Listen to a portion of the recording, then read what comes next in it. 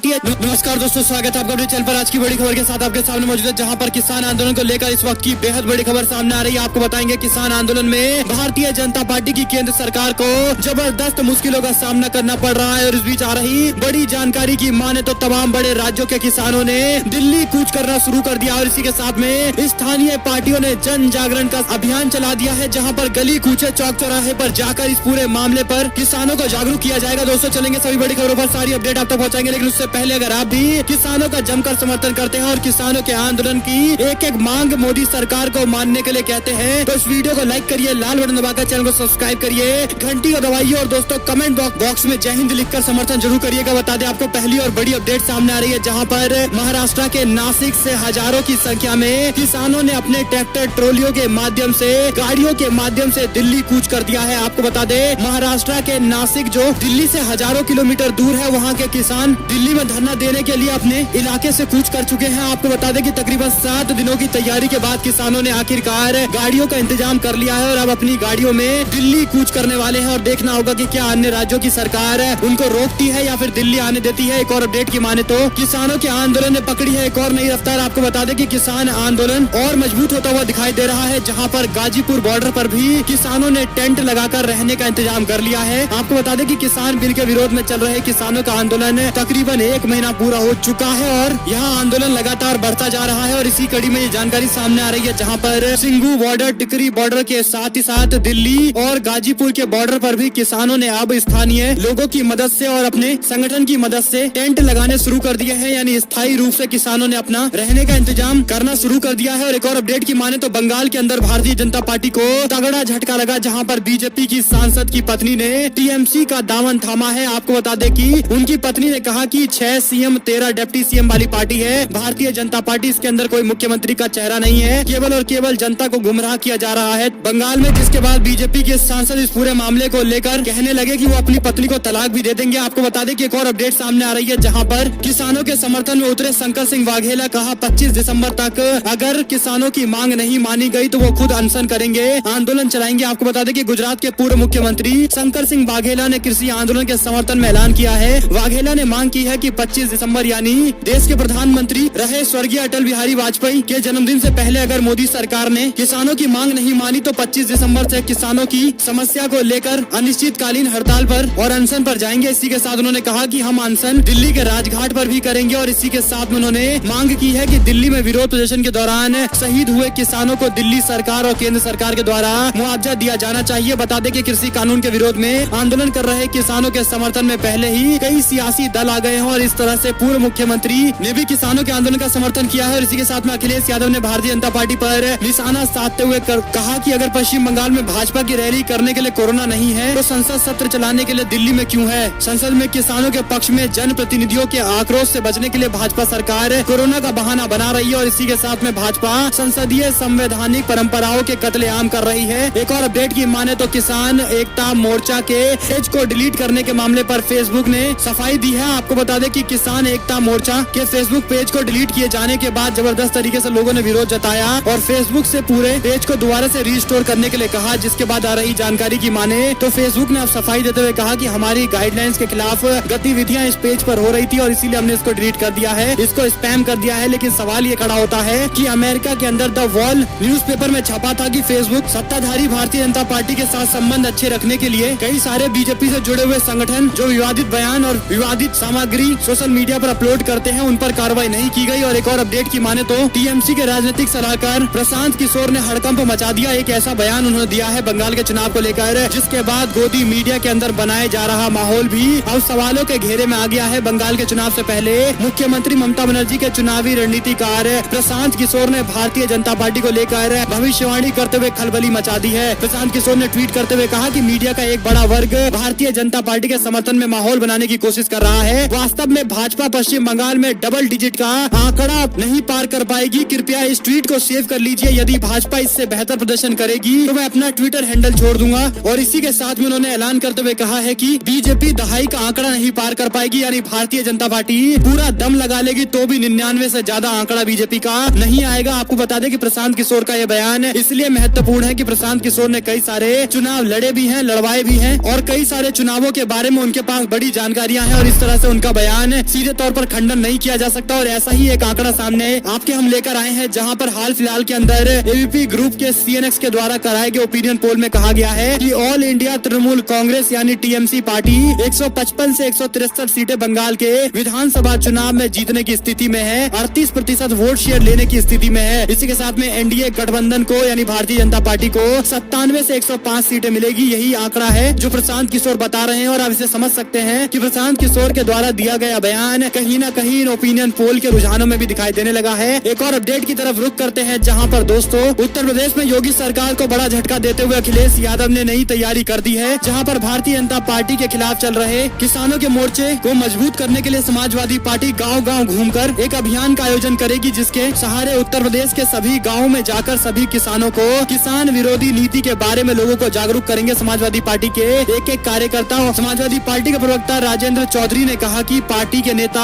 गांव में जाएंगे और किसानों के साथ चौपाल में बैठक करेंगे। उन्होंने कहा कि सपा सांसद और विधायक समाजवादी पार्टी किसान घेरा अभियान चलाने का नेतृत्व करेंगे। नेता राज्य के अंदर पिछली समाजवादी पार्टी सरकार की उपलब्धियों के साथ साथ किसानों के लिए किए गए कल्याणकारी कार्यों को भी गिनाएंगे और पिछले 7 साल से मोदी सरकार और तकरीबन 5 साल से योगी सरकार के द्वारा जिस तरह से किसानों के खिलाफ काम किए गए हैं उन सभी को गिनवाया जाएगा। इसी के साथ रुक करते हैं एक और बड़ी अपडेट की तरफ, जहां पर पटना पहुंचे पंजाब से किसान का एक प्रतिनिधि मंडल जो बिहार के अंदर किसानों को जगाने के लिए पटना के एयरपोर्ट पर पहुंचे हैं। और इसके बाद पटना के गांव में जाकर किसानों को समझाया जाएगा इस पूरे कानून से किसानों को क्या क्या दिक्कतें आने वाली है। और इसी के साथ में दोस्तों ग्रामीण स्तर पर भी अब लगातार इस तरह से बड़े बड़े मुहिम चलाए जा रहे हैं। रुक करते हैं एक और बड़ी अपडेट की तरफ, जहां पर किसानों के समर्थन में जननायक जनता पार्टी के अंदर लगातार भगदड़ जारी है, जहां पर योगेश इमलोटा ने कहा कि किसानों की मांग को लेकर डिप्टी CM दुष्यंत चौटाला द्वारा ना तो कोई समर्थन किया गया है और ना ही इस मामले पर कुछ बोल रहे हैं, जिसको लेकर मैं अपनी पार्टी से त्याग पत्र देता हूं। उन्होंने त्याग पत्र देते हुए जननायक जनता पार्टी को तगड़ा झटका दिया है, क्योंकि जननायक जनता पार्टी के दादरी से युवा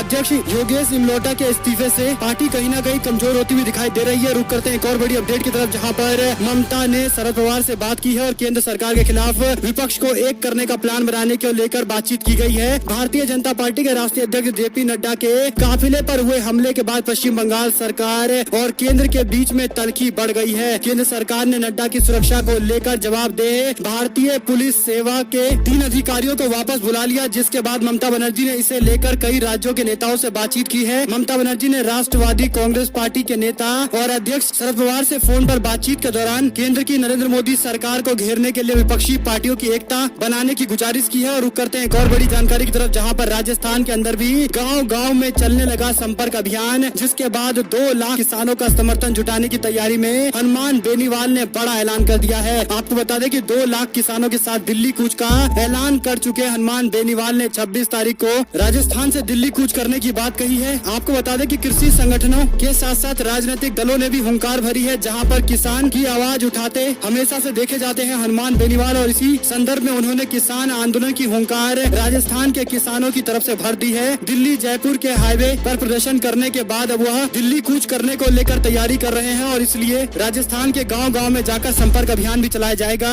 एक और अपडेट की माने तो राष्ट्रीय जनता दल ने विधानसभा चुनाव 2020 को लेकर राजद के प्रत्याशियों की समीक्षा बैठक को संबोधित करते हुए तेजस्वी यादव ने कहा कि पार्टी के कार्यकर्ताओं और सभी नेताओं को एक बार फिर से प्रदेश की राजनीति में सक्रिय रहना है, क्योंकि किसी भी वक्त या यूं कहिए 2021 के अंदर चुनाव होने की सबसे ज्यादा संभावनाएं दिखाई दे रही है। तेजस्वी यादव ने सभी नेताओं और कार्यकर्ताओं को अपनी राजनीतिक सजगता और सक्रियता बनाए रखने की सलाह दी है, क्योंकि 2021 में पुनः चुनाव का आयोजन हो सकता है, इसकी संभावनाएं बहुत ज्यादा है। एक और अपडेट की माने तो शाह के रोड शो के जवाब में ममता बनर्जी भी वीर भूमि के अंदर अब रैली करने वाली है। भाजपा को चीटिंग बाज पार्टी करार दिया गया है। बंगाल के अंदर तृणमूल कांग्रेस और भाजपा के बीच में लड़ाई हर दिन बढ़ती जा रही है। गृह मंत्री अमित शाह का दूसरे दिन का बंगाल का दौरा खत्म होने के बाद अब मुख्यमंत्री ममता बनर्जी ने प्रेस कॉन्फ्रेंस की है। अमित शाह के सवालों पर जवाब देते हुए उन्होंने कहा कि गृह मंत्री को झूठ बोलना शोभा नहीं देता है और मैं उनके सवालों का जवाब कल दूंगी। इसी के साथ उन्होंने कहा कि भाजपा चीटिंग बाज पार्टी है, राजनीति के लिए वो कुछ भी कर सकती है। इसी के साथ में बंगाल के अंदर बीजेपी के नेता और कार्यकर्ता आपस में ही मंच पर भिड़ गए, जहां पर एक दूसरे नेताओं पर बीजेपी के नेताओं ने अपने ही नेताओं पर जमकर कुर्सियां और टेबल फेंकी है। आपको बता दें कि पश्चिम बंगाल विधानसभा चुनाव को लेकर तृणमूल कांग्रेस पार्टी और लेफ्ट पार्टियों के नेता जहां पर एक और अपनी चुनावी रैलियां कर रहे हैं, वहीं पर दूसरी तरफ बीजेपी के अंदर पार्टी में बगावत देखने को मिल रही है, जहां पर कई सारे नेताओं ने पार्टी से इस्तीफा दे दिया है। और अभी ये जानकारी जानकारी है, जहां पर एक मंच पर बीजेपी के नेता आपस में ही भिड़ गए। आपको बता दें कि ये अपडेट है पश्चिम बंगाल के दुर्गापुर की, जहां पर बीजेपी के नए कार्यकर्ता और पुराने कार्यकर्ताओं में झड़प हो गई, जिसके बाद तकरीबन आधे घंटे तक चले इस घमासान में जबरदस्त तरीके से बीजेपी के कार्यकर्ताओं ने एक दूसरे पर जमकर कुर्सियां तोड़ी और टेबल फेंके हैं। एक और अपडेट की माने तो कोरोना का कहर, एयर इंडिया ने ओमान के लिए उड़ान को रोक दी है। आपको बता दें कि ब्रिटेन के अंदर एक नए तरह का कोरोना वायरस पाया गया है, जिसके बाद दुनिया के सारे देश सजग हो गए हैं। ऐसे में भारत की ओर से भी ब्रिटेन और यूरोप के कई देशों से आने वाले एरोप्लेन को बंद कर दिया गया है और इसी कड़ी में एयर इंडिया ने भी ओमान यानी अरब के देश को लेकर ये फैसला लिया है और उड़ान को तत्काल प्रभाव से रोक देने का ऐलान किया है। एक और अपडेट की माने तो सीएम नीतीश कुमार को खुश करने के लिए बिहार में प्रशासन ने किसानों को दिया बड़ा जख्म, बर्बाद हो गई 100 एकड़ की फसल। आपको बता दें कि किसान आंदोलन के बीच में किसानों के इस क्षति के मामले में अब मुद्दे ने तूल पकड़ लिया है। हंगामा बढ़ता देख जिले के डीएम प्रणव कुमार मोर्चा संभाला। आपको बता दें कि नीतीश कुमार रविवार को पुरातात्विक अवशेषों को देखने के लिए भागलपुर के प्रखंड में पहुंचे थे, जहां पर उनके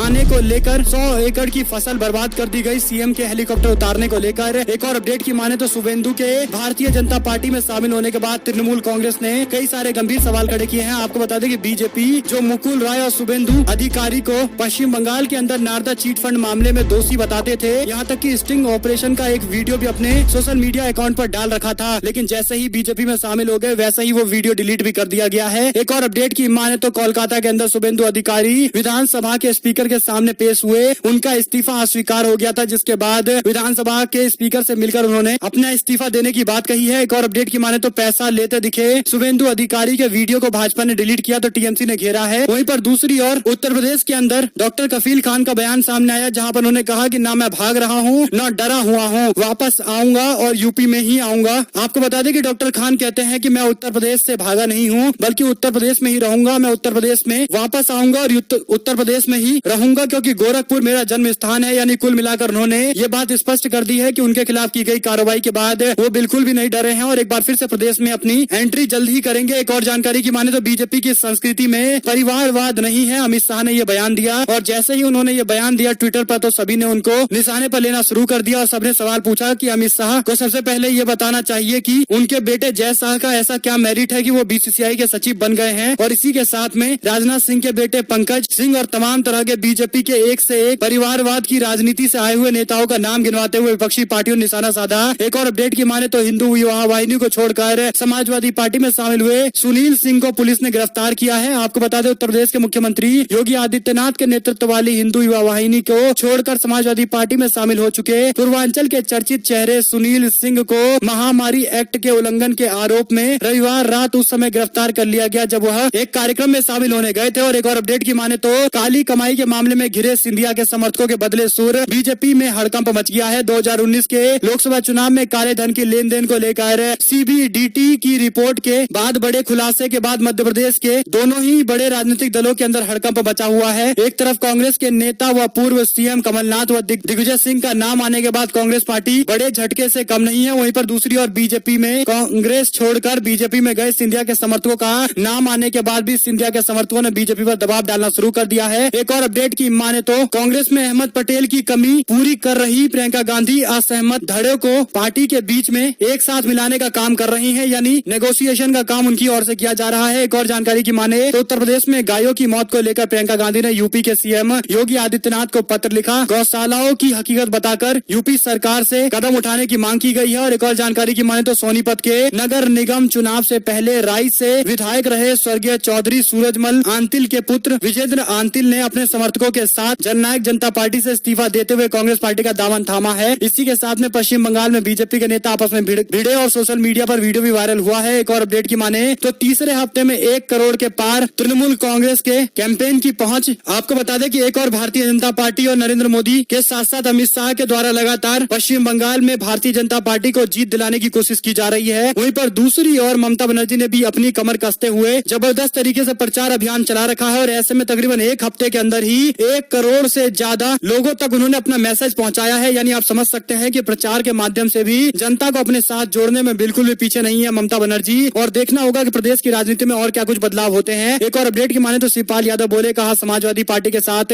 गठबंधन करने का अब समय चला गया है, अब वो लोग आकर हमसे मुलाकात करे और हमसे बात करे। इसी के साथ में कृषि कानून को लेकर 40 किसान संगठनों से बातचीत के लिए सरकार ने उन सभी को बुलाया है। एक और अपडेट अपडेट की माने तो अखिलेश यादव का बयान, कहा कृषि कानून के जरिए भाजपा सरकार ने किसानों के हित पर गहरी चोट पहुंचाई है। एक और अपडेट, किसानों के आंदोलन सही है, जहां पर आत्महत्या की कोशिश करने वाले किसान ने कहा कि मुझे मोदी और शाह ने उकसाया, पुलिस इस पूरे मामले पर मामला दर्ज करे और उनके खिलाफ कार्रवाई करे। इसी के साथ में नए कोरोना वायरस की आहट के साथ ही उद्धव सरकार सतर्क हो गई है। आज से शहरी इलाकों के अंदर नाइट कर्फ्यू लगाया जाएगा। वहीं पर आंदोलन के समर्थन में आए भाजपा के नेता 36 नेताओं के साथ त्याग पत्र देते हुए शहीद किसानों को श्रद्धांजलि दी है। आपको बता दें कि फिरोजपुर के अंदर पिछले कई दिनों से दिल्ली बॉर्डर पर किसी कानून का विरोध में धरना दे रहे पंजाब के भाजपा के नेताओं ने समर्थन करते हुए 36 नेताओं ने इस्तीफा देते हुए त्याग पत्र दिया है। और इसी के साथ में बीजेपी को कहा है कि भारतीय जनता पार्टी अपने एजेंडे को लागू करने में तुली हुई है, लेकिन जनता की मांग नहीं मान रही। एक और अपडेट अमरगढ़ से है, जहां पर केंद्र सरकार की तरफ से लागू कृषि कानून के खिलाफ किसानों का समर्थन करते हुए यूथ विंग के जनरल सचिव हरिंदर जीत सिंह भुल्लर ने अपने पद से इस्तीफा देते हुए पार्टी की प्राथमिक मेंबरशिप से भी इस्तीफा दे दिया है। कुल मिलाकर मोदी सरकार और बीजेपी का जबरदस्त विरोध जारी है। और एक और अपडेट की माने तो मोतीलाल वोरा जो कांग्रेस पार्टी के बड़े और वरिष्ठ नेता थे, उनकी मृत्यु हो गई है। और ऐसे में दोस्तों अगर आप भी उनको श्रद्धांजलि देना चाहते हैं तो कमेंट बॉक्स में लिखिएगा जरूर। और साथ ही साथ अगर आपको एक भी खबर अच्छी लगी हो तो इस वीडियो को लाइक करिए, लाल बटन दबाइए, चैनल को सब्सक्राइब करिए, घंटी दबाइए। हमारे साथ लगातार बने रहिए, जुड़े रहने के लिए दोस्तों का बहुत बहुत धन्यवाद। आप लोग देख रहे थे आपका अपना चैनल। जय हिंद, जय भारत, वंदे मातरम।